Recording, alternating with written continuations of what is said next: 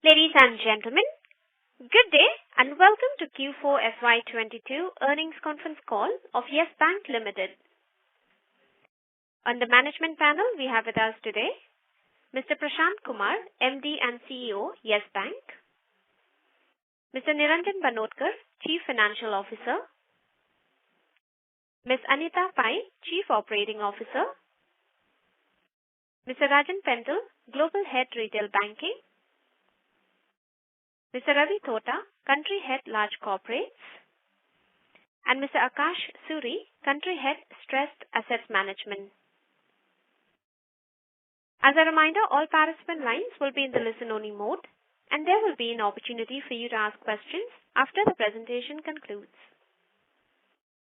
Should you need assistance during the conference call, please signal an operator by pressing star then 0 on your touchtone phone. Please note that this conference is being recorded. I now hand the conference over to Mr. Prashant Kumar, MD and CEO, Yesbank. Thank you, and over to you, sir. Very good afternoon, and thank you for joining Yesbank FY22 and Quarter 4 FY22 financial results call. With me, I have the top management of Yesbank with me.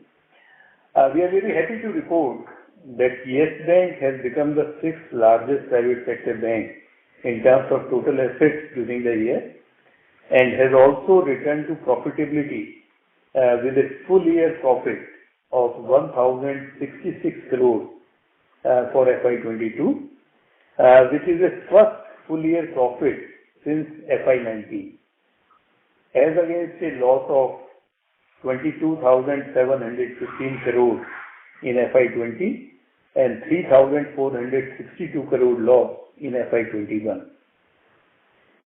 And the bank is a go-to digital bank with nearly every third digital transaction of the country is being powered by Yesbank. This dominance enables us to be a banker to majority of the fintech and e-commerce companies in India.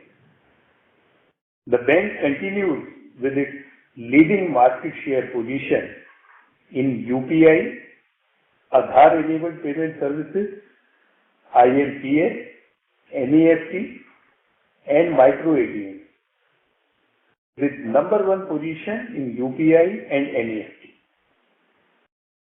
It is also a leader with more than 1 million business correspondents and the third largest player in micro ATMs after launching them in March 2021. Now coming to FY22 and Quarter 4 financial results, we are pleased to report consistent improvement across all our core operating metrics as well as the strategic objectives. In the year and quarter gone by, the bank has achieved the following. On the profit and loss side, as I have already shared, the bank has reported a net profit of 1,066 crores for the full year and 367 crores in Quarter 4, which is 38% up quarter on quarter. The operating profit stands at 2,916 crores for the full year and 770 crores in the Quarter 4. And again, this is 6% up quarter on quarter. The NIMs stand at 2.3% for FY22 and 2.5% for Quarter 4, and continuing to trend upward 5 basis point quarter on quarter, and this is supported by 10 basis point reduction in cost of deposits, which stands at 4.8% now.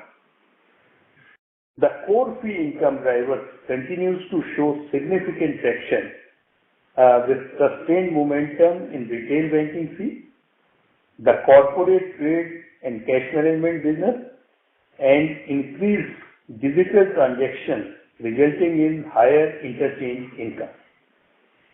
The non-interest income, currently at 3,267 crores, is up 8% YOY and 887 crores for Quarter 4, which is up 29% YOY.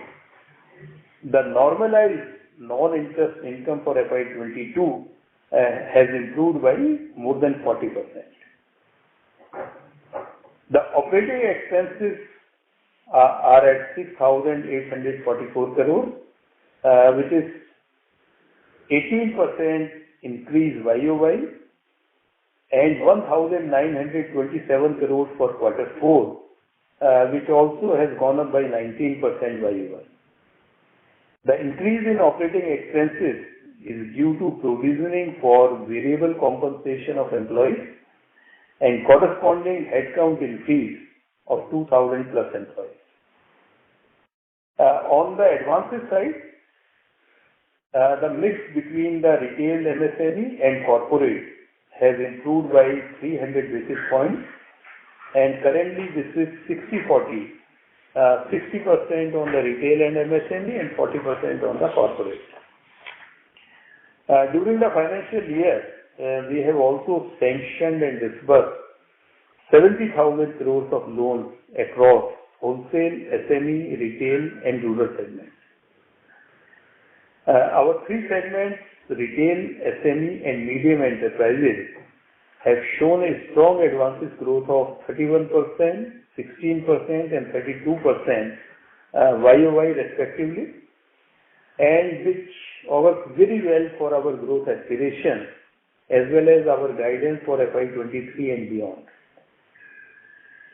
On the deposit side, last 2 years, our deposits have doubled to 2 lakh crores. The CASA ratio currently at 31.1%, and the component of CASA and retail TD has also improved to almost 62%. Currently, we are acquiring more than 1 lakh CASA customers on monthly basis.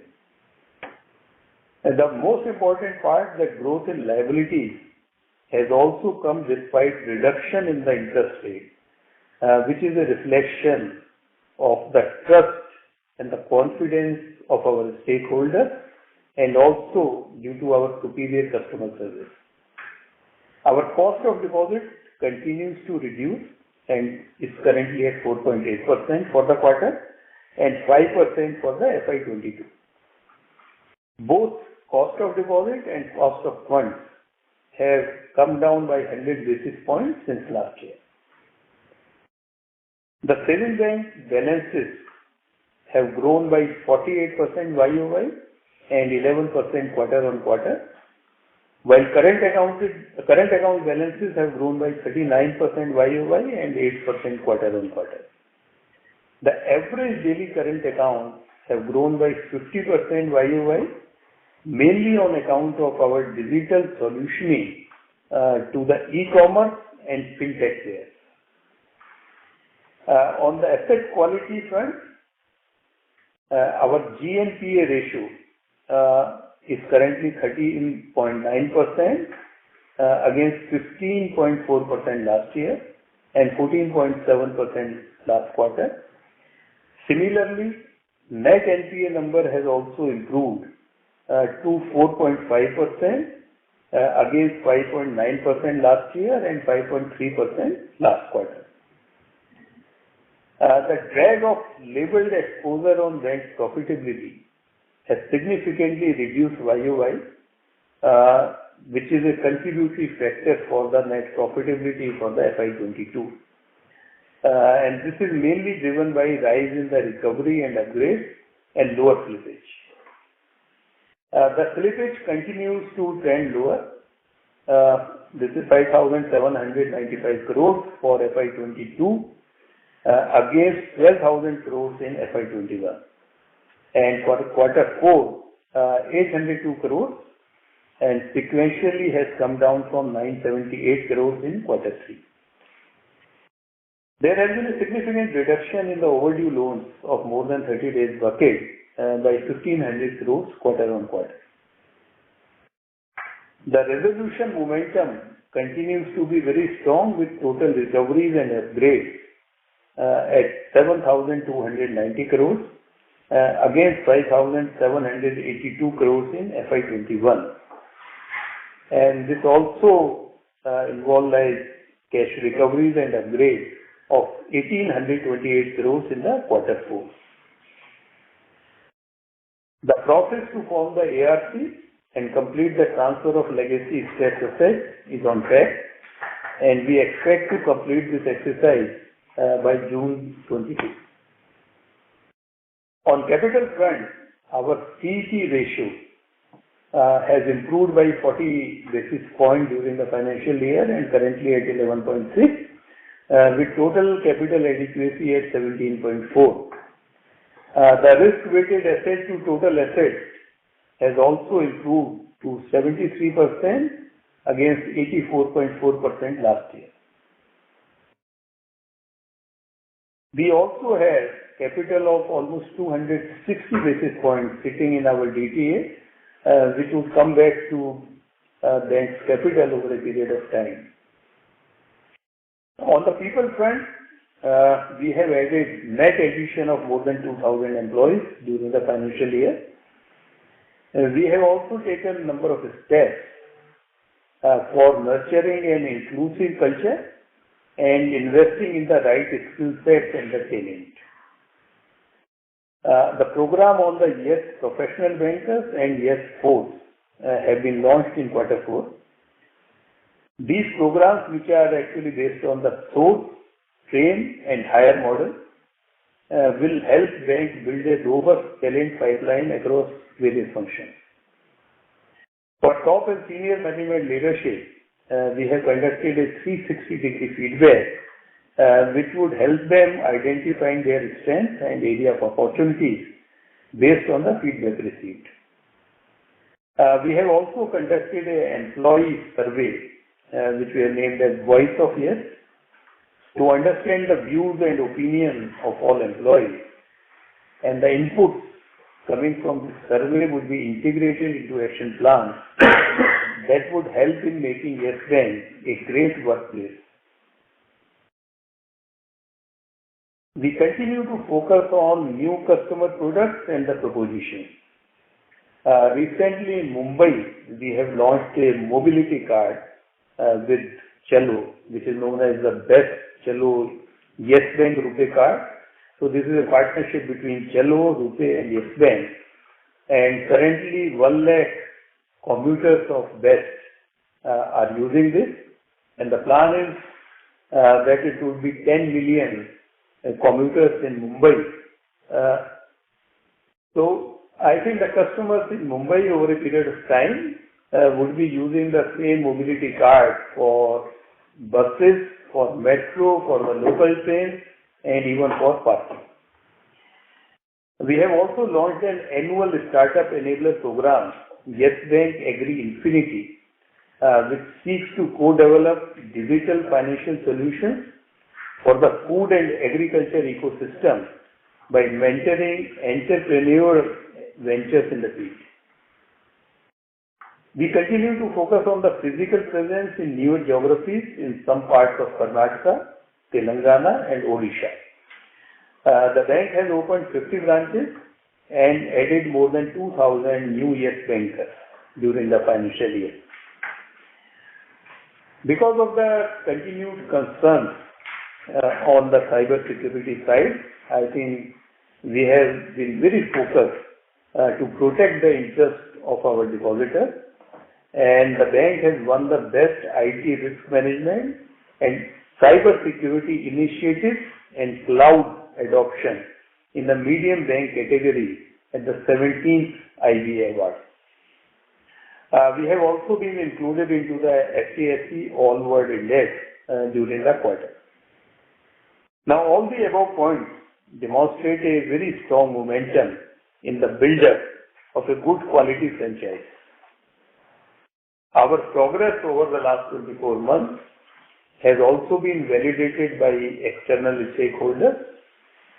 In addition to CRISIL and Moody's, the CARE has upgraded the bank to BBB+ from BBB and maintained the positive outlook. Looking ahead at FY23, we would like to share our strategic objective guidance, which includes CASA ratio at 35%. The mix between the retail, MSME and corporate would further improve by 400 basis points. We are targeting a total advances growth of more than 15%, contributed by 10% growth on large corporate and more than 25% growth in retail, MSME and medium enterprise. We'll continue to sustain a CD ratio of less than 100%. For the third year consecutively, we would be targeting a recoveries and upgrades of more than 5,000 crores. We are very confident to achieve a ROA of 75 basis points by the end of FY23, and some of the recoveries, if that happens as per our expectations, then we would also be in a position to touch a ROA of 1% by the end of FY23. With this, I want to thank all of you once again for taking the time out for joining this call, and wish all of you and your families good health and prosperity. And we can now open the floor for your questions. Thank you. Thank you very much. We will now begin the question and answer session. Anyone who wishes to ask a question may press star and 1 on their touchtone telephone. If you wish to remove yourself from the question queue, you may press star and 2. Participants are requested to use handsets while asking a question. Anyone who would like to ask a question, please press star and 1 at this time. Ladies and gentlemen, we will wait for a moment while the question queue assembles.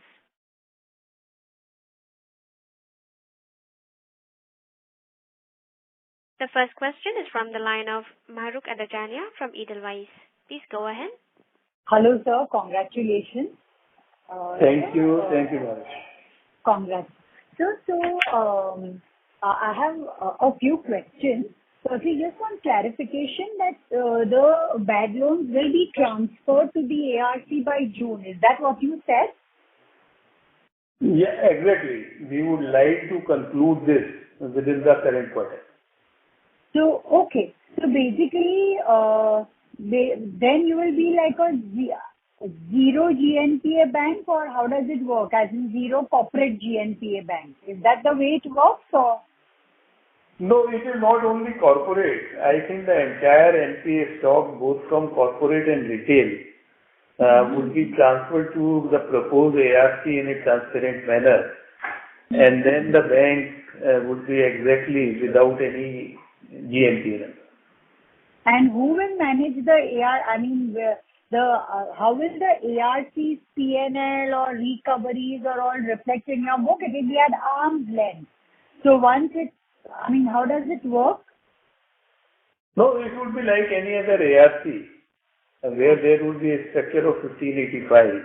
And whenever the ARCs would make the recoveries, it would come to liquidating our SR.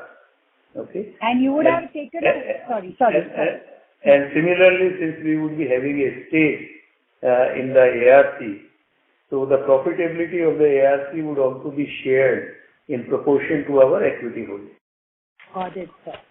So, but you would have taken a very hard look at the provisioning, and you think that whatever provisions are carried against this asset as of March, these assets is adequate, correct? I would be just qualifying it. It is more than adequate. Okay, sir. So, my second question is that basically, so I have a few earnings related questions, but this is a very broad strategic question that, you know, off and on there are M&A rumors in the bank. Obviously, I don't expect management to comment on M&A rumors. But all I want to know is that what would be the long-term strategic goal of the bank? Is it to clean up adequately and over the long term be part of an M&A transaction, or have a standing of its own? What would be a more appropriate way to think of this?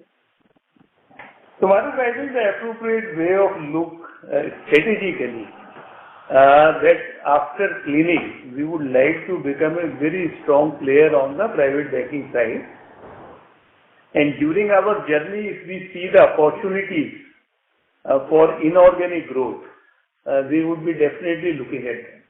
Oh, so you would like to have a look at some other players for inorganic growth, that way, not the other way around, right, sir? Right, absolutely. Because it's a very, very strong franchise, very strong on the digital.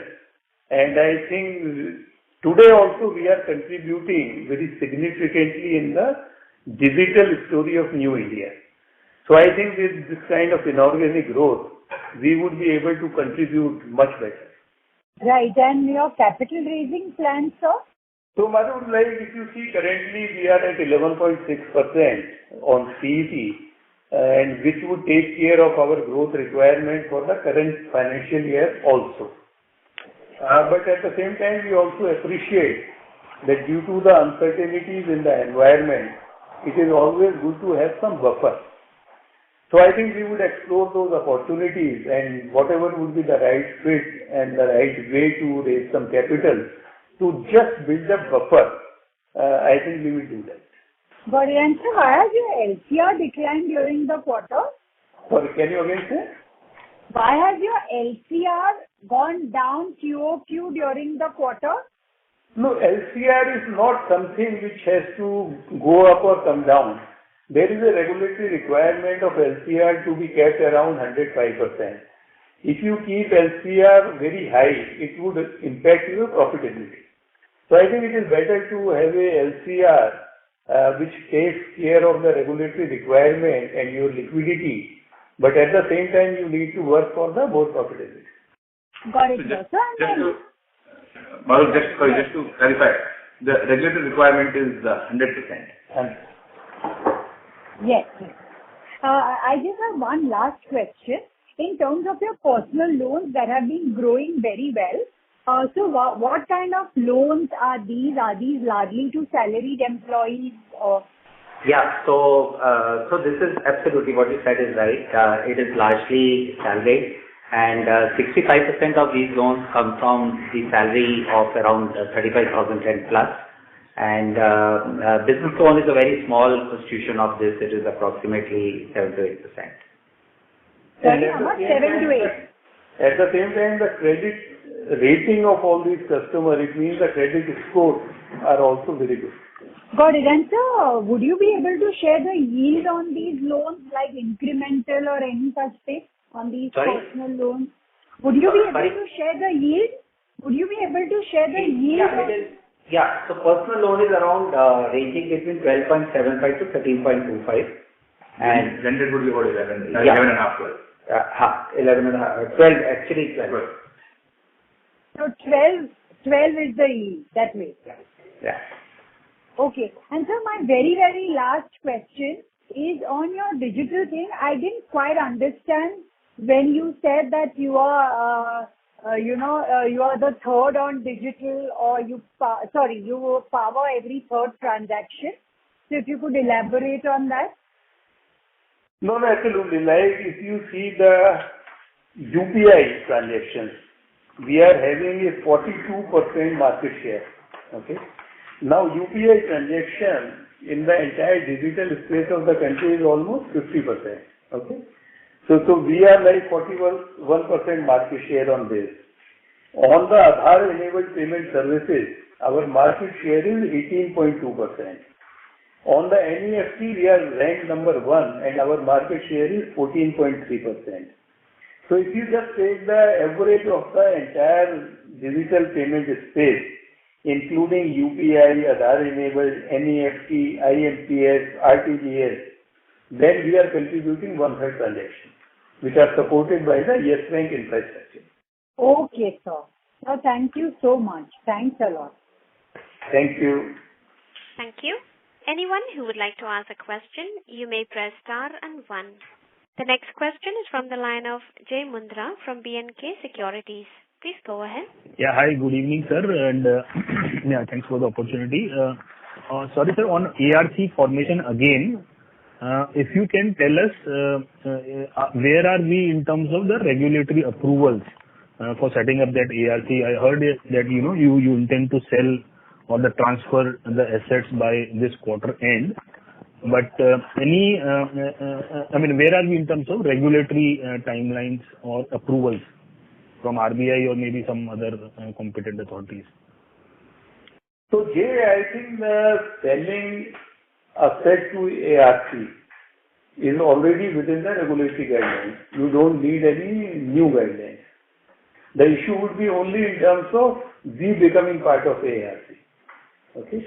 So I think once we are able to identify the partners, then we putting our equity into the proposed ARC, we would seek the regulatory approval. Right. And you do not see any hurdle in you selling your assets to an entity in which you, of course, have 20% or some equity stake. Because this would be at arm's length and meeting all the regulatory guidelines in terms of transparent process. Okay. Yeah. Right. Okay. And sir, any ballpark estimate that once you transfer your proposed quantum of stress loan to that, what could be the, let us say, is there any change in the balance sheet on that day, or it would only be once the ARC starts realizing those stressed loans, right? On the day one of your transfer, you will just get the SR and 15% cash of the quantum transferred, right? Is that understanding right? Yeah, absolutely. Like any other normal transaction with the ARC, you would not be having an NPA sitting on your books, and you would be having 15% cash and 85% SR. Right. And sir, just correct me, if you, let's say your 85% SR that you get is, let us say, higher than your book value of that stress or of the stress loan, will the gains that arise out of SR, which is a notional gain because you have got the security receipts which is higher than the net book value of that bad loan, can you, what happens to that notional gain? Can it be routed through P&L or it just remains as notional gain? Yeah, hi, this is Niranjan. No, you cannot recognize into P&L unless you have recovered the principal. Right, understood. Thanks, Niranjan. Second question, sir, is on your guidance. So clearly, as of now, we have around, for full year, this year we have around 1%, 100 basis point of operating profit as a percentage of assets. I assume it will keep improving, but for us to achieve greater than 75 basis point of ROA, it implies that there is almost zero credit cost going into FY23, because 100 basis point of operating assets, and even if you have zero credit cost, you will have around 75 basis point ROA. So, how does this work, or is it okay to assume 0% kind of a credit cost going into FY23? So, Jay, you have to look at it in two ways. One is clearly, if you look at this year, this was on the back of a COVID year. So even if you look at the trending of slippages for first half this fiscal and compare that with the second half this fiscal, we are actually meaningfully lower in terms of the slippages, and therefore consequently also the provisioning cost that would have come out of it. So the extent of provisioning cost that will come out of the new slippages is expected to be lower next year as compared to what we have actually seen this financial year. That's number one. Number two is that when we look at PPOP to assets, clearly we expect an expansion in the margins. We will expect an expansion in the fees to assets as well and at the core level, which would mean that our PPOP to assets will also expand 40-50 basis points as we go through the fiscal 23. So both a combination of expansion of PPOP to assets and provisioning that will be lower as compared to what we saw this year on account of lower slippages is what we will result into the ROA for this year. Right.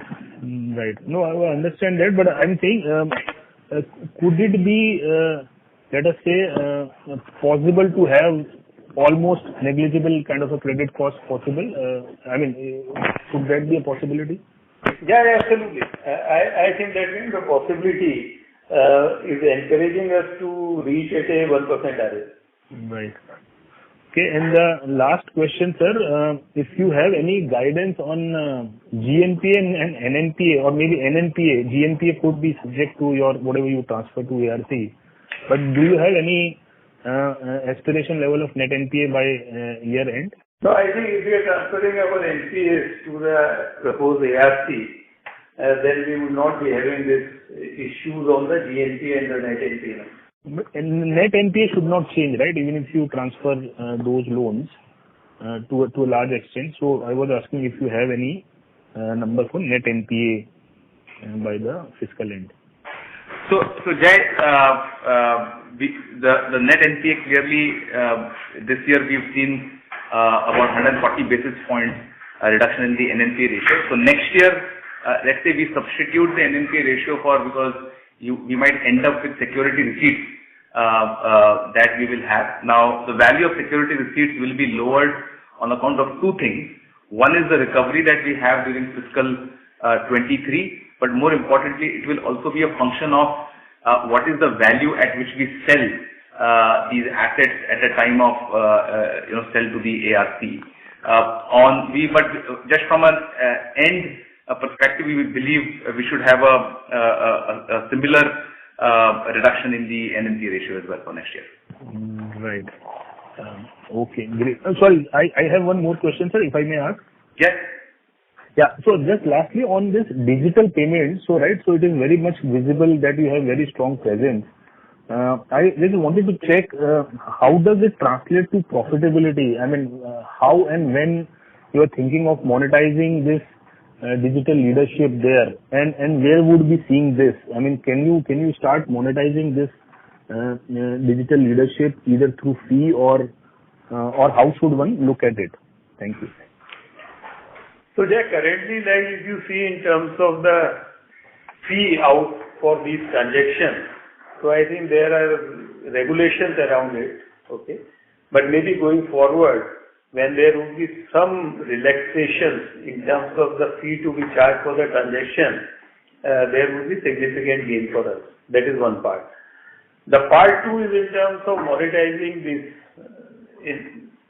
transactions can be in two ways. One would be in terms of acquisition of customers within the bank and do the cross-sale. Okay. Now this is something which has already started, and I think gradually every year we would be building up. But in terms of this particular data being shared by others, I think there is an issue in terms of the data privacy. Okay. So I think we are very, very careful in this. But definitely we have already started working in terms of using this for the customer acquisition within the bank. That would definitely help. But I think we need to explore in terms of once the data privacy bill comes in final shape. We'll see within those constructs how we can structure this and for monetization. Right, sir. And sir, if I look at your investment breakup, right, so BB and below, it has now reduced to 0.4%, slide 17, which I think last quarter was a slightly higher number. So is it that I think some lumpy telecom exposure was sitting here and that has now out, or has that been converted to loan, or if you can just explain what has happened here? So, Jay, you're right. The telecom exposure has been fully repaid. Okay, great. Thank you, sir, and all the best. Thank you. The next question is from the line of Sri Karthik from Investec. Please go ahead. Hi, thank you. There's been a sharp increase in the bank balances in the assets line. What explains that? So Karthik, that's sometimes the let's say short-term money deployment that happens because we might be sitting on liquidity, so we do keep some of that deployed for overnight or short-term lending. But that really explains the balances there. Okay, so it's temporary? As in, I'm wondering because it could have a drag on your margins. So why would you attempt to do that? No, I agree. So it's in some ways reflective of the CD ratio as well. If you just compare FY22 over 21, that also come off.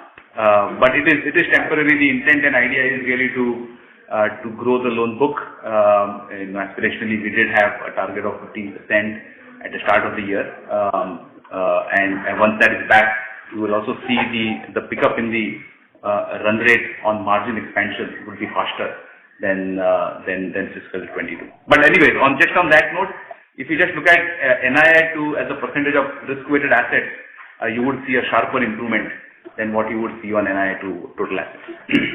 Thank you. There's a 580 crore provision on investments during the quarter. What is that pertaining to? It is a split between non-performing investments and on security receipts. You can broadly split as half and half. Clearly, from the perspective of provisioning that we wanted to take on the book in line with, let's say, the RBI aging, we thought it was prudent to step that up. That's the reason we have taken the provisioning.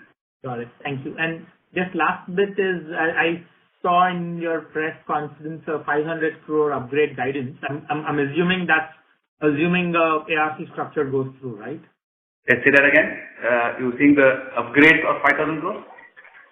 500 crores guidance that was flashed on television. That is assuming the ARC structure goes through.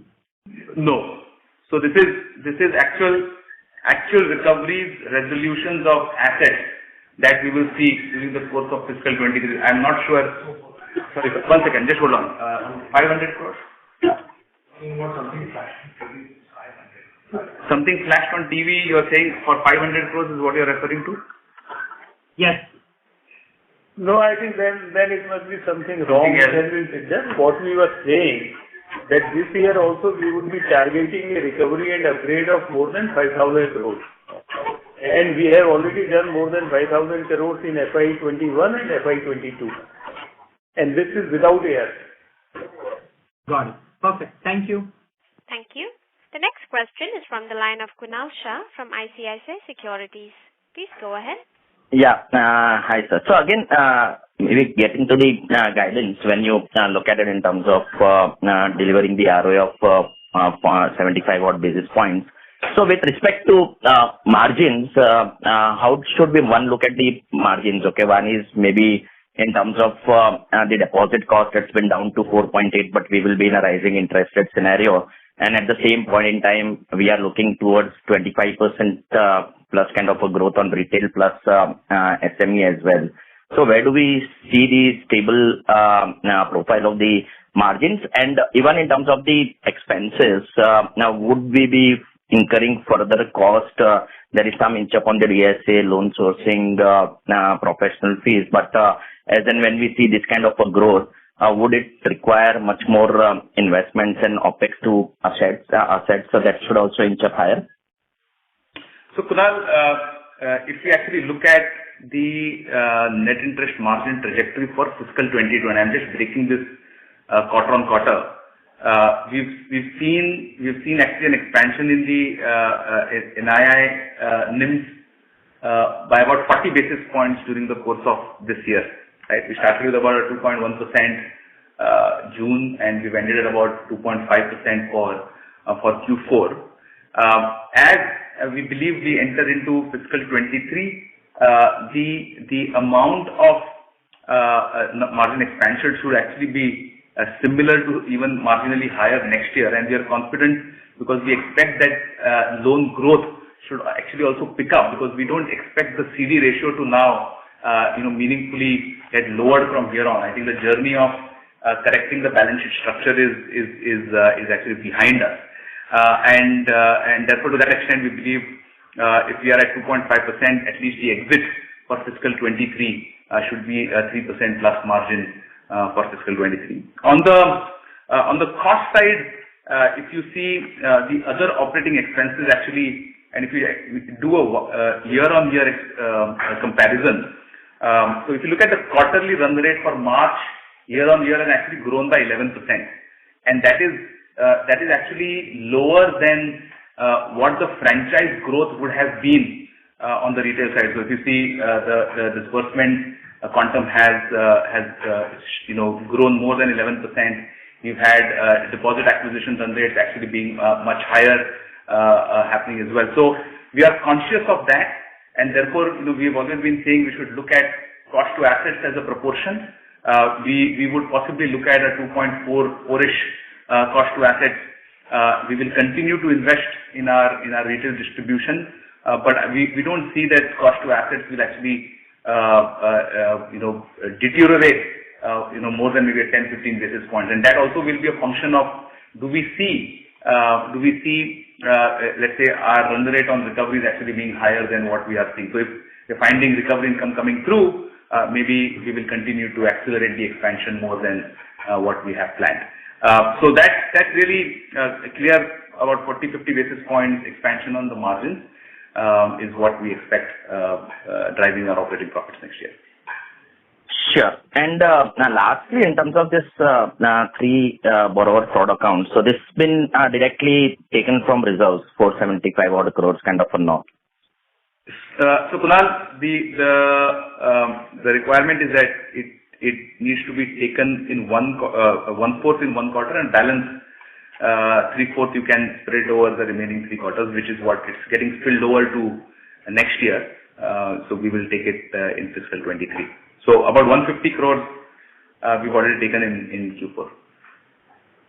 So 475 crores is the gross number, and we have considered 150 odd crores in the net worth at this moment, and there will be further which will come in FY23. Small correction. We have taken 633 crores. Let's say is the total provisioning required, of which about 160 crores is something we have taken in Q4. The balance 475 is being deducted directly from reserves and surplus, which means the entire 630 crores provisioning has been adjusted in the capital, but the P&L has had a 150 crore impact. Okay. So one-fourth impact in P&L and 3/4 impact taken from reserves. That's right. Oh, sure. And in terms of the watch list on the corporate side, is it anything which is there, or we are largely done with in terms of the recognition, fraud provisioning, everything is more or less now sorted, yeah? So I think there is no issue in terms of recognition. It is only like if you see our SMA 1 and SMA 2, that is also coming down now significantly. Okay, so we don't see any exposure which is a area of concern or pain point. Okay, got it. Yeah, thanks a lot, and all the best. Yeah. Yeah, thank you. Thank you. Before we take the next question, we would like to remind our participants you may press star and 1 to ask a question. The next question is from the line of Mahesh MB from Kotak Securities. Please go ahead. Hey, hi. Question to Niranjan. This provisioning that we've been discussing out there, if assuming that the sale happens or not happens to an ARC, the provisions continue as per the current norms, right? Is that understanding right? Because you will be the single largest owner of the trust in which the ARC assets are sitting. Yes. So the norms currently stands as to whether it doesn't matter whether it is sitting in your books or in the books of the ARC, right? That's right, Mahesh. So the rules say that in effect, if you are the dominant subscriber to the security receipts, then you have to follow the aging norms as if the account would have been an NPA in your books. But to the other question that you had answered to, saying that look, the provisioning for FY23 could be low, how would you tie that up? I think Jay had asked this question earlier. So just trying to understand, it's unlikely that you'll see full resolutions coming through in FY23, right? So the way to look at this is, so there is the provisioning is a combination of two aspects. One is the new slippages. The second is the aging related provisioning that will play out during the course of next year. and against that, what is the offset coming in from the recovery income. So clearly our expectation for the recovery resolution income is higher than, let's say, the aging provisioning that I will have to take, or the provisioning I will have to take from the slippages during the course of next year. Okay. And would you be able to share the data on what will be the aging provisions, assuming that there is no resolution at this point? So Mahesh, it's a bit premature for us to be saying that, because on some of the aging related provisioning, there is also prognosis of recovery or resolutions that play out. And therefore, when we look at the full portfolio in terms of what the P&L flow happens, we believe that we should be able to have a better net run rate than this year. Number one. Number two, in many ways, let's say acceleration in recoveries also allow us to keep reducing the carrying value if we are finding that we are running ahead of the run rate. So it in many ways helps us plan for the subsequent year better. Okay. So just one additional question on the same topic.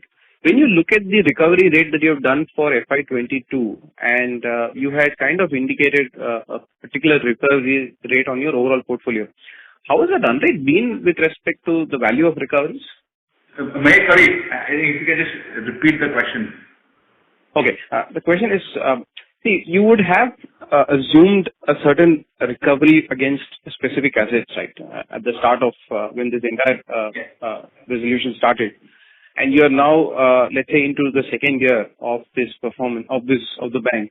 How has been the performance in terms of recovery that you have received today as compared to the expected recovery that you had placed on those assets? So I think this is much better than what we were expecting and what the market was expecting. So I think, like Mahesh, you would be knowing, like a lot of entities were looking at our portfolio, and the people were looking maybe not like more than 25%, 30% kind of thing. And we have been able to recover to the extent of 55 to 60% in those kind of things. So on an average, I think the kind of recoveries which we are seeing, and that is exactly helping us in terms of recoveries, helping us in the P&L. We are seeing much better than what market was expecting and also what we were expecting. Okay. And Prashant, and as you go forward, you get into the more stickier or the difficult assets, you think it will still hold good, this estimate? So this estimate cannot be like applicable to the entire book, definitely. But I think still we have some juice left there. And I think there are more than 5,000 crores in the current financial year, and maybe say around 4 to 5,000 in the next financial year also is something which there is a possibility. Oh, perfect, sir. Sorry, and you didn't answer this.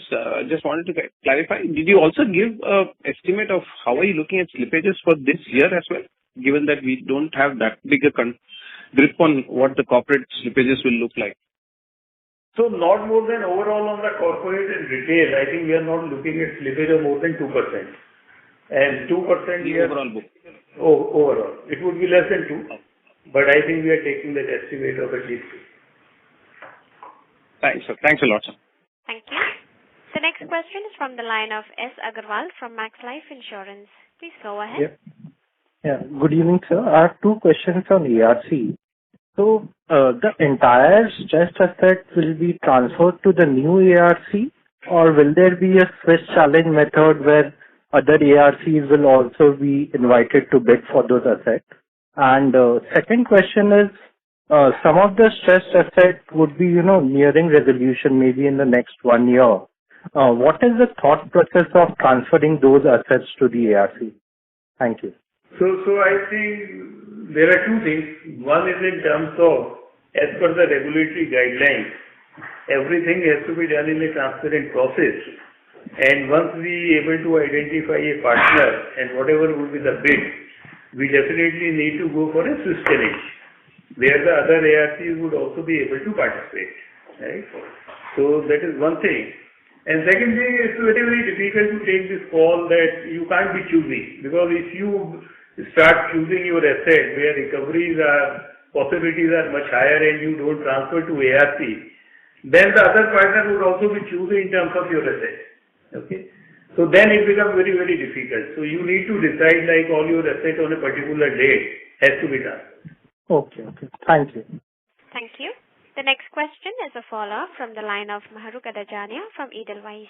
Please go ahead. Yes, sir. So would it be possible to share your gross provisions or your aging provisions for FY22?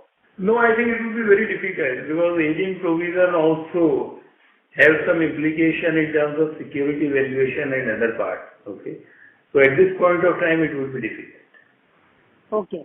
But you have provisions which are shown net of recovery. So would it be possible to share the gross number? No, I think that is, we are having almost 81% provisioning. Okay. That we have given in our presentation. Got it. Okay. Mahrukh, if you actually look at our presentation, we would have possibly have a P&L benefit of and it's actually mentioned, I think, on the slide. Yes, there you go. I think it's on slide 18, where there is interest recovery of 297 crores. There is also bad debt recovery for about 1,400 crores, and there is also P&L write back from the provisioning. So I'm mentioning it's something you can make some deductions from that. Thank you. Okay. Thanks a lot. Thank you. Ladies and gentlemen, you may press star and 1 to ask a question.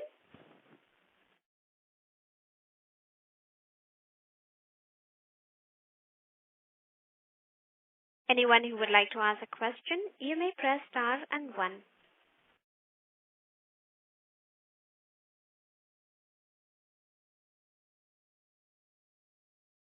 A reminder to all the participants, you may press star and 1 to ask a question.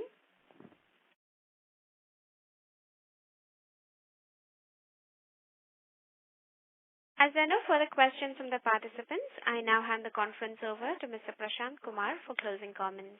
So I think thank you so much for taking time out and showing interest. But I think this is a platform which is contributing significantly to the digital journey of our country. And I think we look forward for the support from all our stakeholders in contributing at a much larger scale. Thank you so much. Thank you.